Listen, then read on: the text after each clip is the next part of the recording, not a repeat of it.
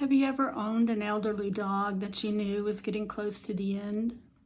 Well, this is a story about my dog Bentley, whom I like to call my little guy. After many years together, we had to make the heartbreaking decision to say goodbye to Bentley. He was struggling with Alzheimer's, arthritis, and aging.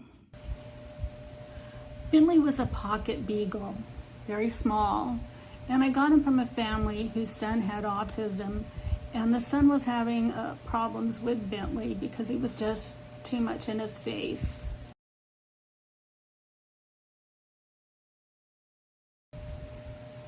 We lived with the cornfield right behind our house, and there were rabbits in our yard all the time. And of course, when I let Bentley outside to play, if he saw a rabbit, he was going to chase it. He never could catch the rabbits because he just wasn't fast enough, but I loved to watch him chase them. It was really funny.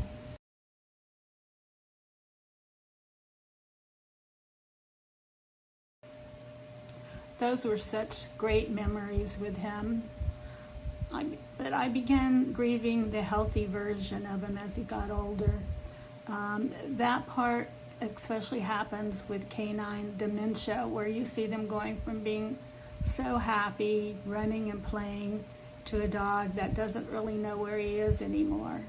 Many people feel very alone in this part. You know, you always hear about the fall with older adults, that once they have a bad fall, things start taking a turn for the worse. Well, when Bentley was about 12 years old, he went to jump off our bed, which is kind of high, and he didn't land right, hurt his leg pretty badly. So we took him to the vet, and there was some pretty severe damage to the leg. And also, she felt that he was in pain with arthritis, and that maybe we should look at putting him down at that time. But I felt at 12 that he just wasn't ready, and I certainly didn't agree. So we got meds for his injury and arthritis and left. And so after that fall, he did start taking a turn for the worse. I don't think he was seeing or hearing very well. His eyes were not producing tears, but rather a mucus substance were coming out of them to keep them moisturized. So I had to constantly be cleaning his eyes and putting more drops in them, as well as his ears were getting very infected all the time. And we had to constantly be putting medication in his ears and taking him back and forth to the vet after that. So he was plagued with the ear infections and loss of hearing. So I don't think at that time he was hearing or seeing very well. Then he began to soil in the house and not asking to go outside, which is something that never happened before. And then shortly after that, we started seeing a lot of symptoms of sundowners in him, where people with dementia, late in the evening, it starts getting a little worse. He would pace around in circles. He would stand and just stare into space blankly. I think he was confused and not knowing where he was or what to look at. He would start jumping from the chair to the couch, back to the chair, then back on the floor, and these were like between a couple of minutes or even seconds. He would jump up, want to sit with my husband, want to sit with me, and he just couldn't settle down. Then he started trying to walk between the wall and where we had our TV and stereo, and getting stuck in there, and it was really getting hard to get him out of there. He would get very anxious when we left. I mean, extremely anxious beyond what he used to, and just almost have a fit when we got back home to see us.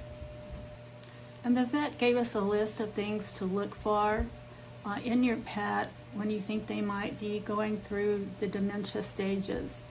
And some of them are confusion, pacing, staring, accidents in the house, disruptive sleep, anxiety, forgetting their routines, and seeming present one moment and distant in the next. So it's much like the same dementia that we see in people.